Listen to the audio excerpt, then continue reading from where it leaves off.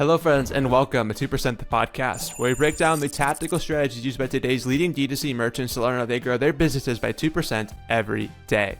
The show is brought to you by Caro, the #1 collaborative commerce platform for D2C's best brands.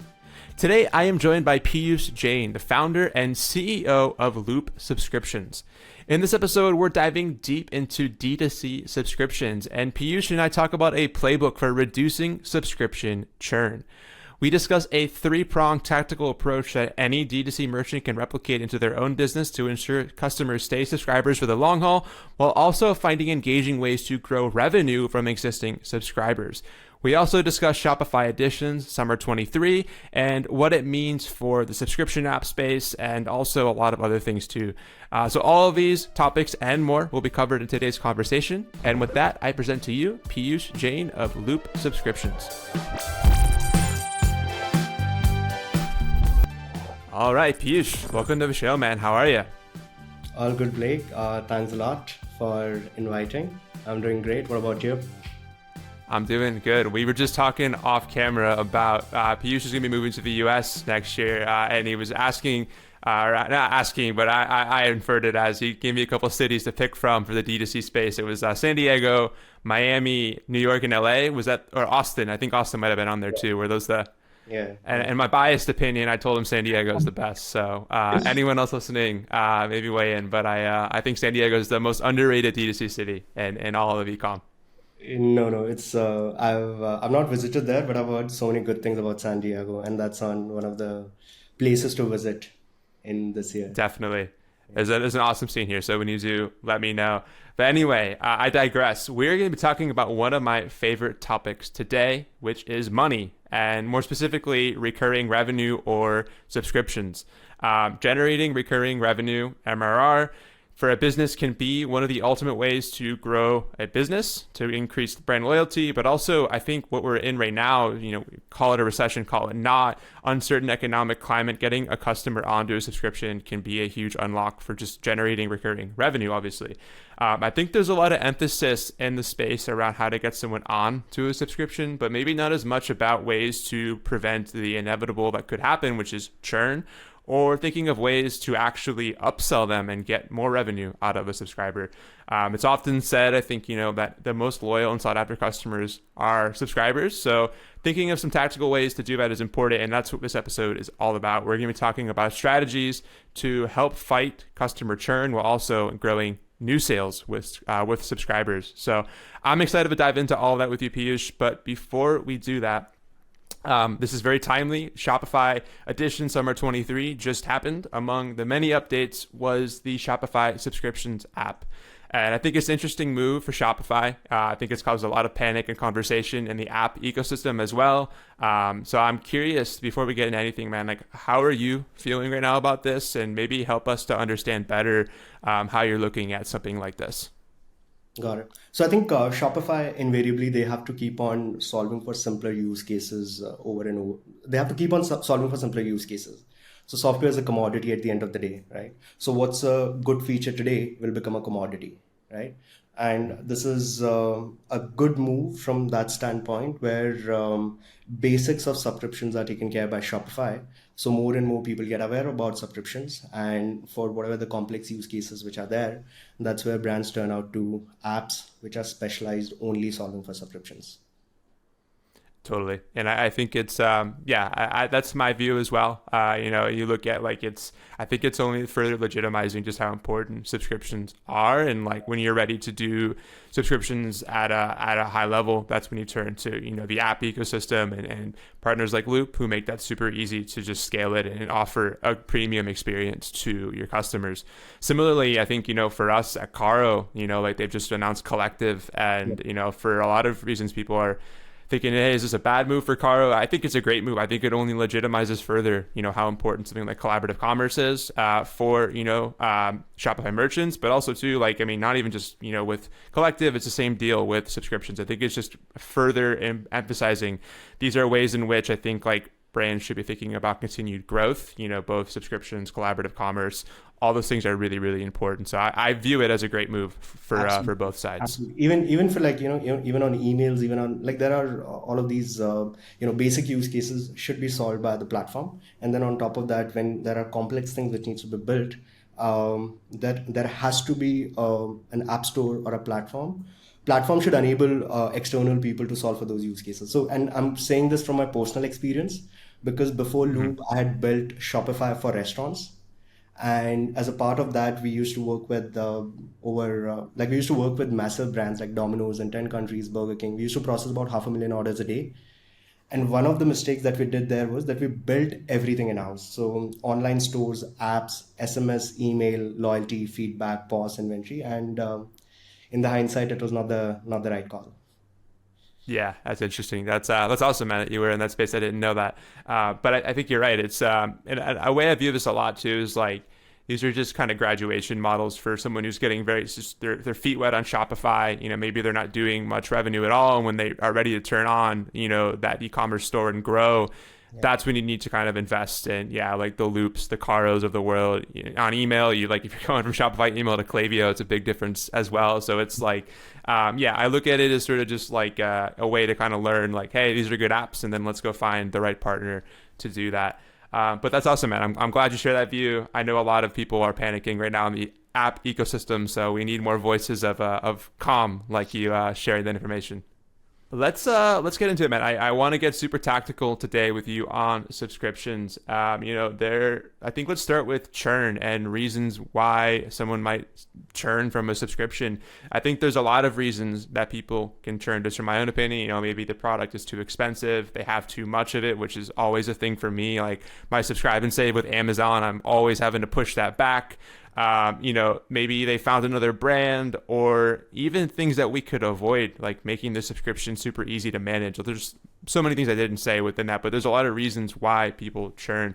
So from your perspective, you're working with, so many merchants on the subscription side. Why do you think customers churn then from a subscription? Like what are some of the common things that you're kind of seeing? Got it. Yeah, so this is actually something that we focus on a lot because one of the things that we have to one of our product KPIs is to reduce churn, and we have invested a lot of time in figuring out why customers churn. And this is from every quarter when we're doing the roadmap. This is a question that keeps on coming up. And so at a platform level, we process close to about 700,000 orders a month. And we ask all the customers why they're canceling as a part of our cancellation flow. So we have a lot of insights from that. The first insight is a lot of churn happens immediately as soon as on their second order or their first subscription order, whatever you call it, which is obvious because these are the customers who just wanted to subscribe for discounts. So this is one, and then after that, some of the biggest reasons are people being price sensitive, or people having enough stocks. So these are the two other reasons which would contribute about 30-40%. And then after that, there is a whole long tail list of reasons which are people are allergic to I mean, people, the product didn't suit the customers. They found some other product.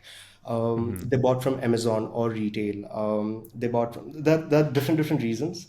And we actually use these cancellation flows that we call it to understand how do we even improve our product.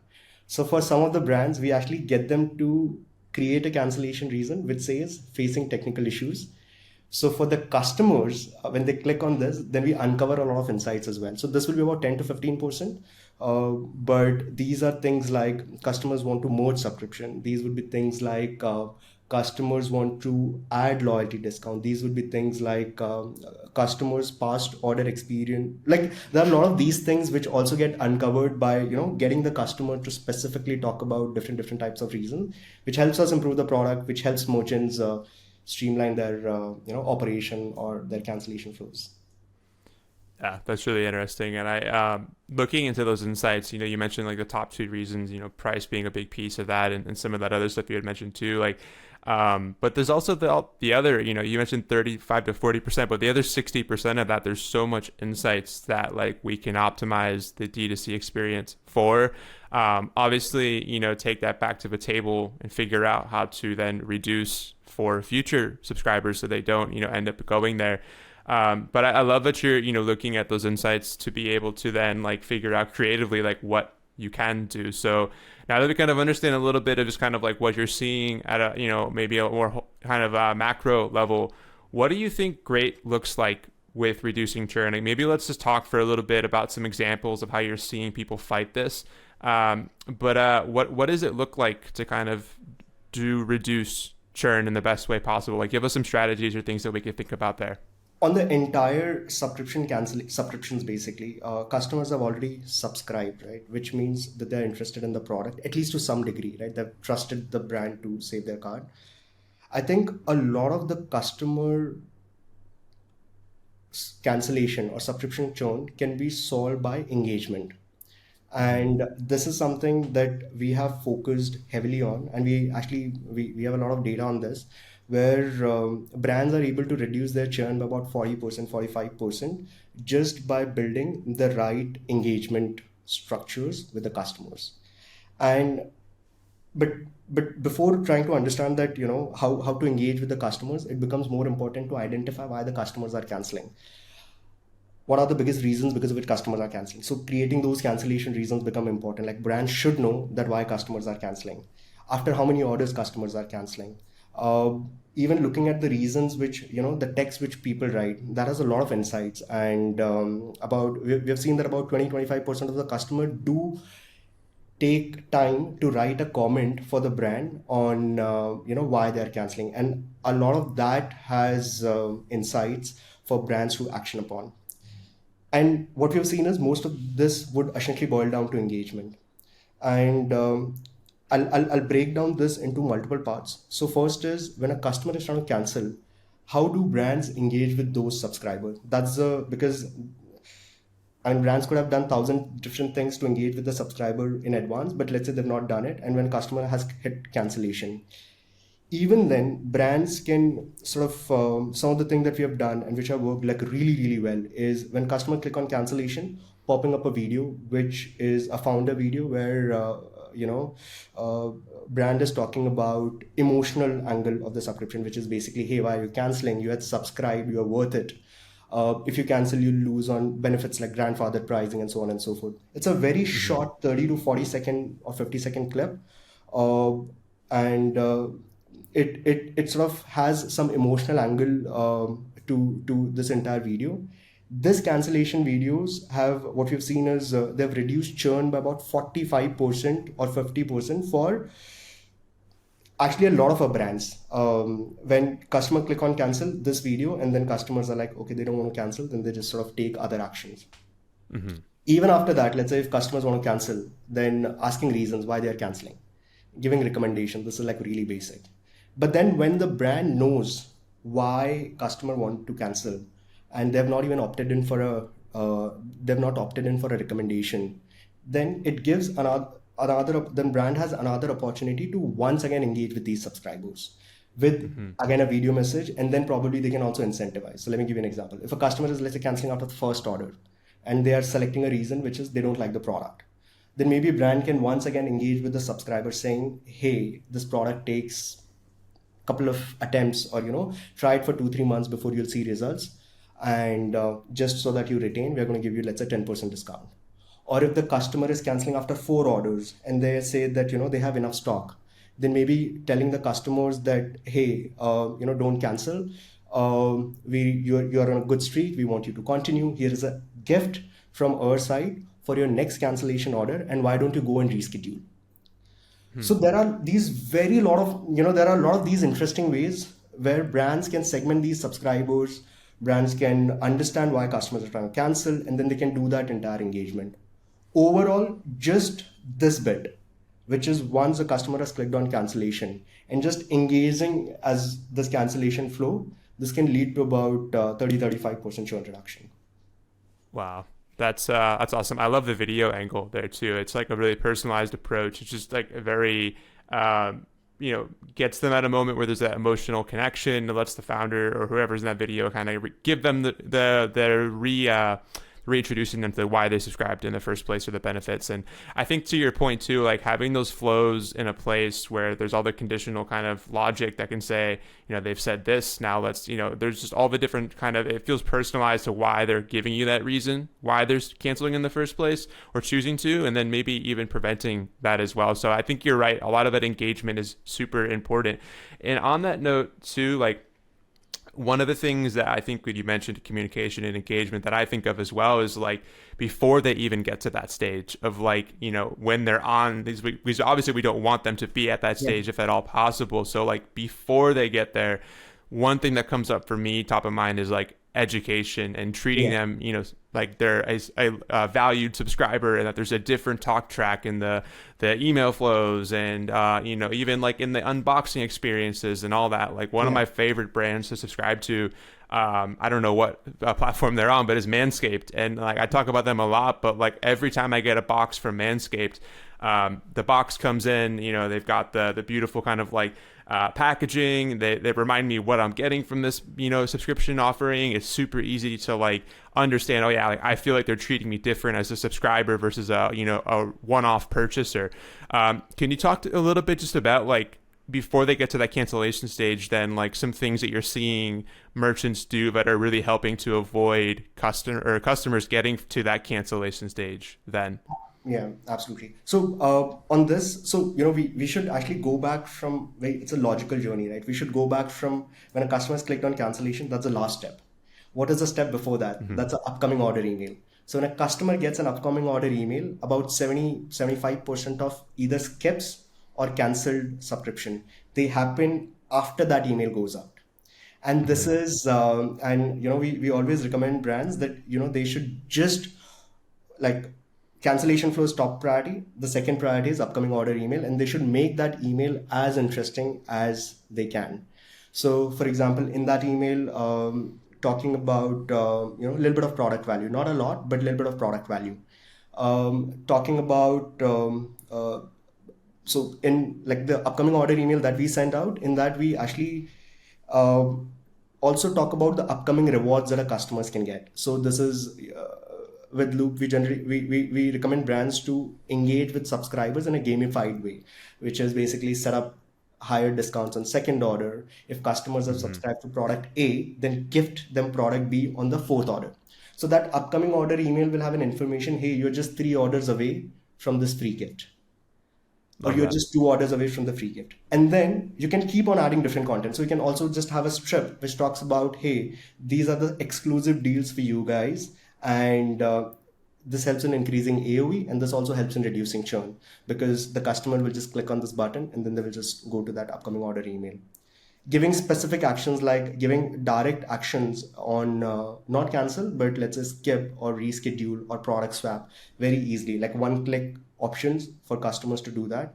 This really helps in reducing churn. And then brands can further go back on the overall subscriber journey, which is once the customer had subscribed, then tagging those customers and doing all of that education. So for example, if a customer has subscribed to product A, then talking about the benefits of product A, like setting up the flows where customers get regular engagement on how to use the product. What are the benefits of the product?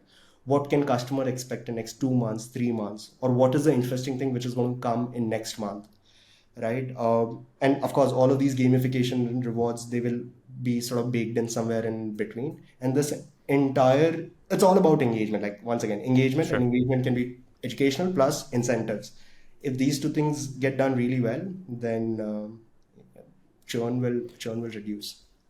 I totally agree. Yeah. So order of priorities, it sounds like then, like you mentioned, make sure at the very, first, like you want that cancellation experience, that flow to be as like built out, robust as possible to avoid them, from hitting that, that dreaded cancel button.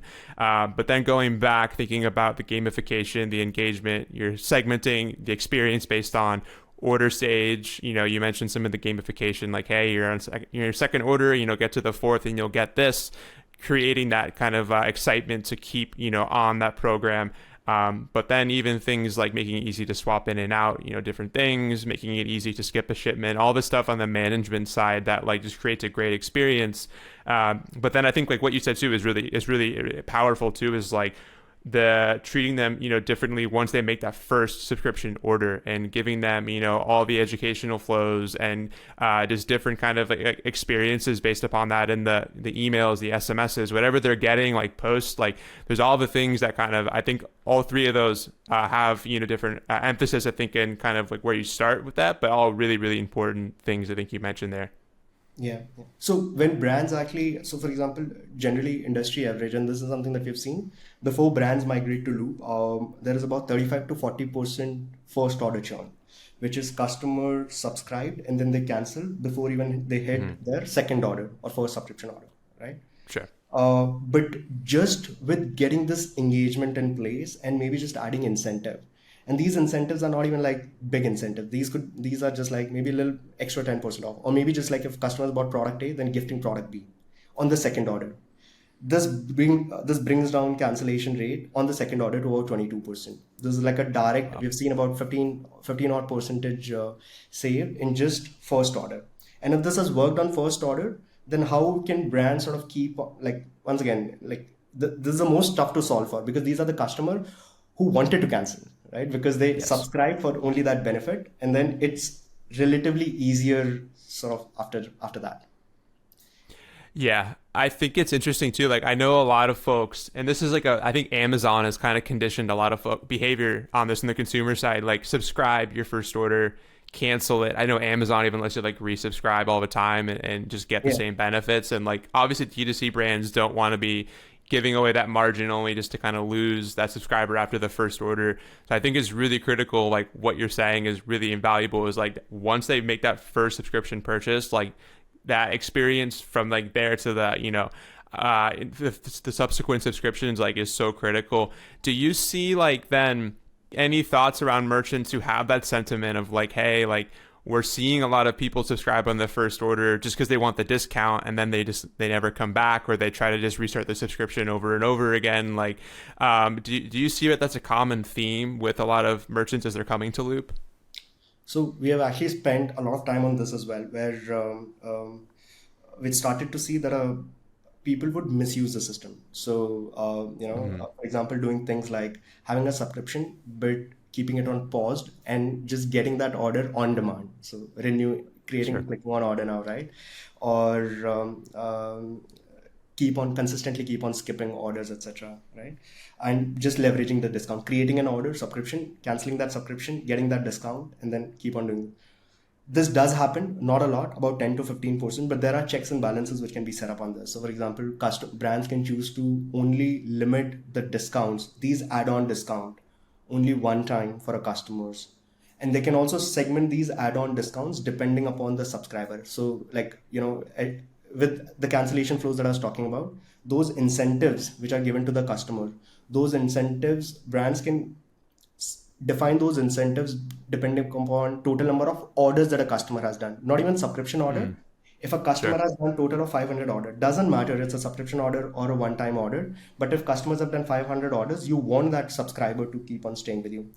Different people have different thought process on this, because people are like, if they've already spent $500, then we don't want to incentivize. Some people are like, we should incentivize more. Depends on how brands want to do it. But what I'm trying to say is there has to be checks and balances which need to be put in place, so customers are not able to misuse this system, and it does happen. Totally. Yeah, I think you're right. And there's different ways of thinking about that. But yeah, it's, I think, unfortunately, like Amazon has made it super easy to abuse the system. And I think a lot of consumer behavior kind of falls in that Yeah. patterns. I think having some places there can really help. Two other things came to mind for me we haven't talked about with churn. I think are like really low hanging fruit. And that's failed payments and Yeah. out of stock items. Yeah. This is really common. I'm sure for some customers. I even think about myself. I just my Amex card was compromised, and I had to call Amex and cancel my card. I think I had a couple of subscriptions on that, and I think one or two of them just ended up bouncing, and I haven't gotten the product. So it's just like really timely that we think about this. So I know that these can be issues. So like, what are best practices for failed payments and for stuff like out of stock items? So failed payments, right? So about what we've seen is about 15 to 25% of the payments end up canceling because of failed payments. And this was something that we realized, early last year actually, that this was the lowest hanging fruit, Sure. where the customers, brands can sort of choose to solve for it. One insight, like we've done a couple of things, like very simple things. If customer's card is expiring, then instead of waiting till the last minute, just send updated, advanced notification or alert 30 days, 15 days, 7 days in advance. It's like a very basic thing, right? So Mm-hmm. that's one. Second, we've actually built a dunning management dashboard internally in Loop where brands can see what percentage of the revenue was attempted and how much was successful on a month-on-month basis. And they can also see the trends of different failure reasons. So the biggest failure reason that we see across our brands is customers did not have enough funds in their card. Mm. Now, to solve for that, one very easy hack could be reattempting the customer card into 2 billing cycles. So the way we set up retries at Loop, brands can set up, let's say, 5 retries or 6 retry, and they can stagger those retries in a way so that the customer card is charged in 2 billing cycles. Very small thing.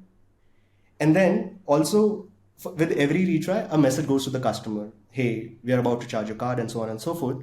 So as a part of those retries, in the last retry or in the second last retry, brands can once again incentivize the customer to update their card. Once again, they can gamify this a little bit. Sure. Hey, if you update if you update your card, you get extra 10% off, or you add this, we'll add this gift to you, and so on and so forth. These are like very basic things which work. And even after all of this, let's say if the customer, the payment does not go through, then instead of canceling the subscription, brands can just choose to skip the order so that it will be reattempted. And surprisingly, we see that about 15-20% of those payments do get through Okay. in the next order without customer doing anything. So yeah. Yeah, there's some definitely low-hanging fruit there to take advantage of. And, obviously you're not going to capture every failed payment, but having that in place is really critical because you've gotten this far, and to not have that in place, such a missed opportunity. I love that you guys have that set up on the back end with the dunning stuff you mentioned there too. I think really just foundational stuff that I think everyone should have set up as like table stakes, and getting that in. On the out of stock side of things with products, I mean, obviously we hope we have a great supply chain, we're on top of that, but what would you recommend if something they have on subscription is out of stock, and they're so bummed about it, or like maybe they'd cancel just because of that alone? Like, what do you see some brands doing that can help with stuff like that? So we recommend. So one is we have out of default out of stock configurations. So brands can choose to either skip that entire order, or they can even fulfill partial orders. Let's say if there are more than a couple of orders, then they can even fulfill that partial order.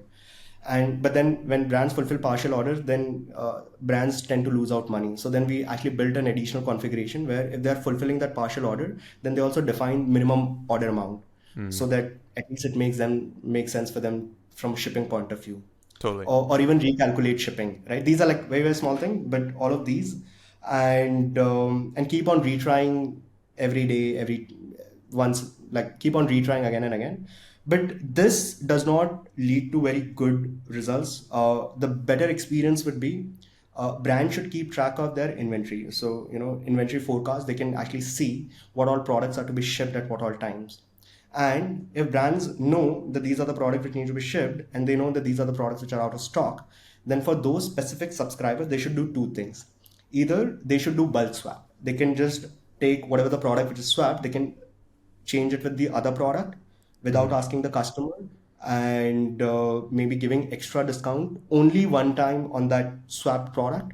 Or they could just send out email to that subscriber base with swap product notification, with a swap, like asking customers to swap themselves with a specific list of swaps. So like brands can actually define that these are the only, customer can only swap with these number of products. sure. So then they can do that.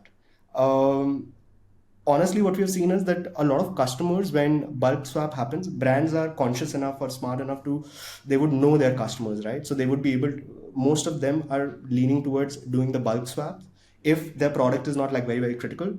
And that seems to be working very well. So doing the bulk swap and notifying the customer that, hey, we have done the bulk swap. If you want to skip the order, you can just do that and we will revert it back. So that's something which at least what we are seeing working with new Nice. customers.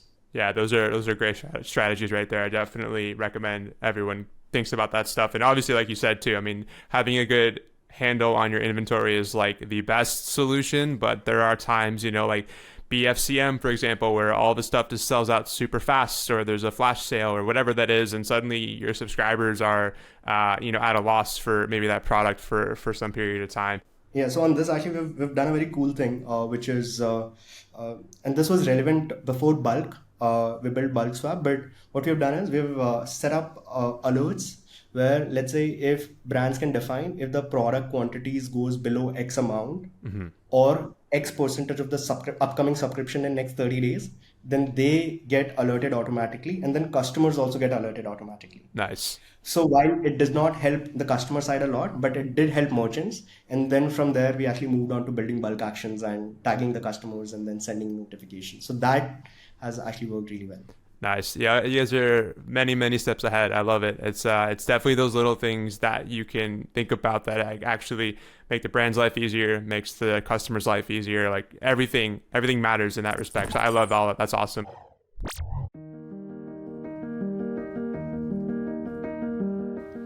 Welcome to Caro, where the world's top brands and creators come together to sell each other's products through cross-store selling. You can join Caro as an online retailer, product supplier, or both. As a retailer or creator, you can sell other amazing products on your online store, allowing you to quickly expand your catalog and increase your average order value, all without the upfront costs of investment in new inventory. You simply sell more product and collect a profit. As a supplier, Caro opens up an entirely new sales channel, making your products available to be sold on thousands of other top brands and top creators' stores. Orders are sent right to their Shopify order queue, making fulfillment super easy. You're always in control as a supplier, choosing what products to make available to the network, what retailers you work with, and the margin that works best for your business. It's the biggest no-brainer in the history of e-commerce. There are literally thousands of brands and creators. Our team is ready to help you find a perfect pairing to your brand. What are you waiting for? Join Caro and start selling more together.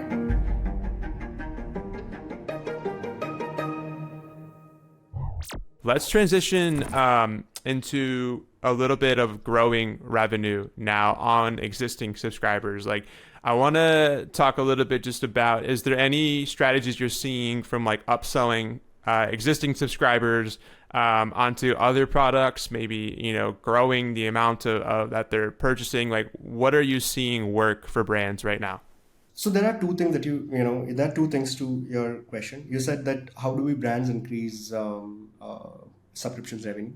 So one is, of course, straightforward answer is AOV, but a simpler answer is also reducing skips. When we started tracking this data, we realized that about 20-25% of the orders get skipped. So the revenue forecast that a brand has on a monthly basis, brands tend only from that cohort. So let's say as of July 1, there was $100,000 which was supposed to get processed. Only from that $100,000, most of the brand would end up at about somewhere between $60,000 to $75,000. That's our sense. Now this will include churn, which a lot of brands would focus on, but bigger than churn are skipped orders, which somehow tend to get missed, or we have not seen a lot of brands focus on skips.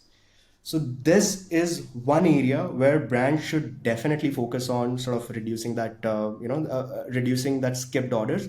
Once again, engagement goes a long way, right? So for example, doing small things like, hey, in your next order, you're going to get this and so on and so forth. So all of talking about consistency, we are actually, one very cool thing that we've sort of done is if customer completes X orders in a row, then they unlock a special reward.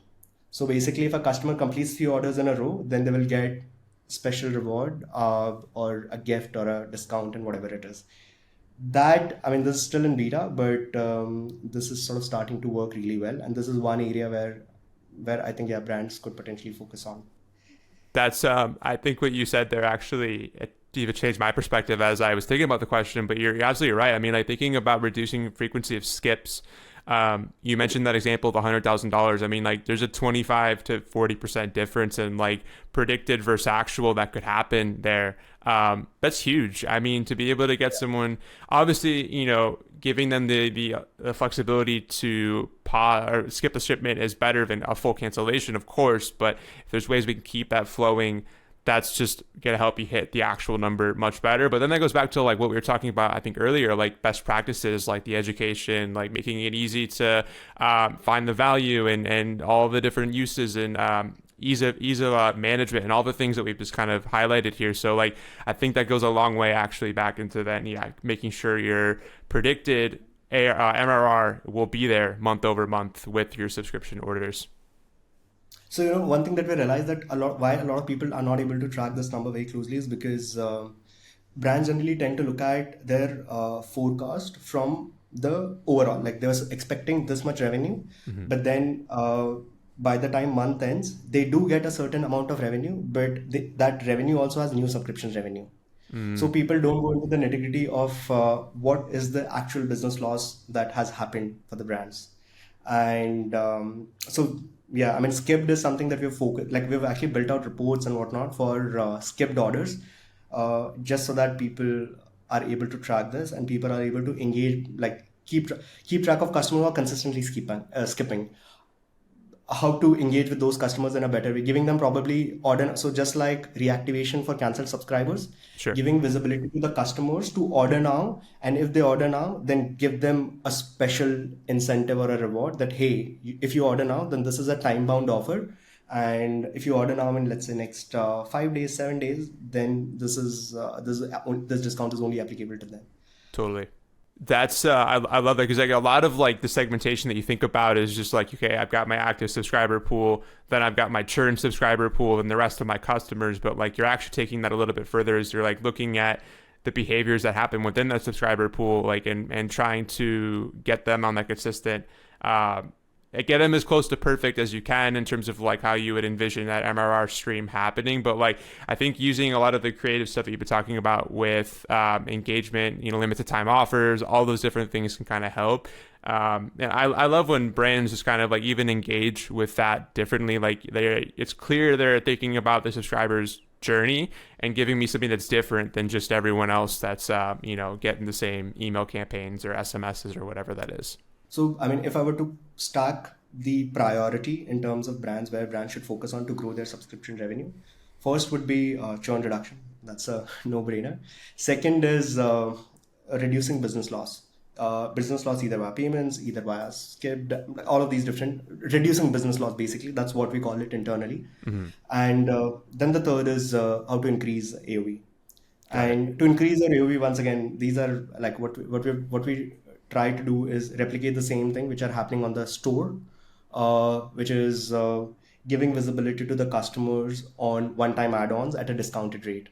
And brands use it in very different ways, right? So brands can have monthly discounts, which are monthly deals, right? Where products are sort of listed and at one-time off, which are only exclusive for subscribers. Brands can sort of push this information in the upcoming order email, which I was talking about earlier. And we recently did one interesting thing on the gamification front with one of our meal subscription brand, and we have actually launched it for everyone now. But so in meal subscription, this applies to actually everyone, not just meal subscription. But if you know how carts are gamified, if you order one more product, then you unlock extra discount. So we have done that on the customer portal. So if customer adds 3 products, then they unlock an extra 10% off or extra 5% off. And you can communicate this once again, emails and whatnot, and this or even on the customer portal. And this also sort of helps in increase. I don't have data on this as yet, like how much impact. We've seen like very preliminary data. Sure. There are just like a couple of brands, but on meal subscription, this has worked really, really well. But we have to see this on other subscriptions and other categories on how this works out. Totally. Yeah. I think that's awesome. I mean, it's there's a lot to unpack, I think, within everything we've talked about here, but the way you kind of summed it up with those 3 priorities and getting them in place, they all have different parts, I think, of how you should optimize your subscription program. I love too, it's like, There's a big kind of renaissance right now of like paid membership programs and like with like Inveterate and stuff like that. But like treating your subscribers like it is a paid membership program in a lot of ways. So giving them access to different things, offers, making it just a unique experience, like that can also sort of be like a paid member program right there. And I think it's like every brand could do that, honestly. Yeah. So actually, so like another thing is bundles. Like brands can power bundles, and even on bundles, like doing small things like range bundles, right? So for example, if customer add like 5 products, then they get some discount. If they get 10%. If customers add like 10 products, then they get 15%. Like same concept across different modules. And actually on Inventrate, we have some merchants which are common, and we are able to actually tag subscribers who are based on their subscriber journey. And we brands are able to power very interesting flows using those tags on Inventrate.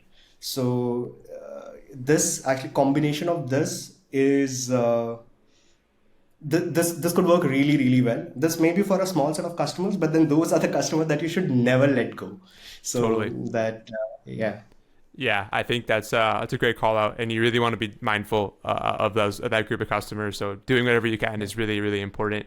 Piyush, we've covered a lot of ground today, and I as we kind of wrap up things here, like I know you've kind of broken down priority structure of where we should start, but I'll ask you one more time just so I kind of maybe there's any additional thoughts. But if we only did one thing today from this entire episode of what we've covered to just make a subscription program better, what would you give a D2C merchant to go do like immediately? Like so honestly, all of these things are not, I mean, they may seem like a lot of these things, but all of these things can get implemented in a matter of like 2 or 3 weeks. These are like pretty basic things. And the thing with subscriptions is that you can never be like, you cannot just do one and then just stop. You have to keep on iterating, looking at the data and keep on iterating over and over and over again. So these are some of the things that I think, like cancellation flows, gamificate, like setting up rewards, doing tagging and engaging with customers. Brands should definitely do all of these. But if I had to pick only one, I would say it would be cancellation flows, like setting up good cancellation flow, which is the last leg. Uh, but yeah, but I would, once again, I'll push for doing all of this in one go. Totally. Yeah. I mean, all are important. I always love just to kind of, if there's one thing, but I agree. And I think this is where it goes back to working with a right, platform who can help make this easy to tackle all of those. And Loop's done a fantastic job of that. So big hats off to you guys for making that so simple, but also like providing a lot of like great resources for merchants to like personalize it so it's unique to the brand. There's the different things, so it doesn't feel like a cookie cutter subscription experience. We definitely covered a lot of ground here. I want to segue into one final kind of segment, if we will. I've been doing this where I've been doing rapid fire questions to give you 2 minutes on the clock to answer as many questions as you can. This is our third installment, and Jess from Feastables holds the record. I think she answered 6 in 2 minutes. So let's see if we can get more, or if you can hit them all. Then you'll be on the top leaderboard for now, for whatever. Maybe we'll have to get a trophy or something going here. But I'll put 2 minutes on the clock, and let's go for it. Sure. Okay, starting now. Who is a must follow on D2C, Twitter or LinkedIn that not enough people are following? I'm actually a bad person to ask this. I'm not on social at all. I'm not on LinkedIn. I only go to LinkedIn to post hiring jobs. But I'd say like one of the person that I really, Moise Ali from Native, but I guess he would already have a lot of followers. Shout out to Moise Uh, though. Moise is great. Honestly, anyone who's not should follow Moise. That's awesome. What's the best educational resource around for e-commerce right now? uh, I guess podcasts are really good, but a lot of these podcasts have like, the context needs to come in. So podcast plus these groups which are created, they work really well. Awesome. Best use case that you've seen for AI in e-commerce so far? We're actually doing something on those lines where we are trying to, on those videos, we are trying to personalize those videos with the customer name. So, hey Blake, don't go, you've subscribed to this. But yeah, when you go there, we'll go there. But for the time being, I'd say it'll be visual graphics, I guess. A lot of action is happening on that space. So, Yeah, it's crazy what's happening in that space. If you could have one gigantic billboard anywhere with anything on it, metaphorically speaking, to get a message out to everyone in the world about subscriptions, what would it be and why? Gamify subscriptions and engage with your subscribers. Like that's the bare minimum thing which will have compounding ROI. It's coming to a billboard near you soon. I love it. Give me two D2C brands that should form a partnership or a collaboration.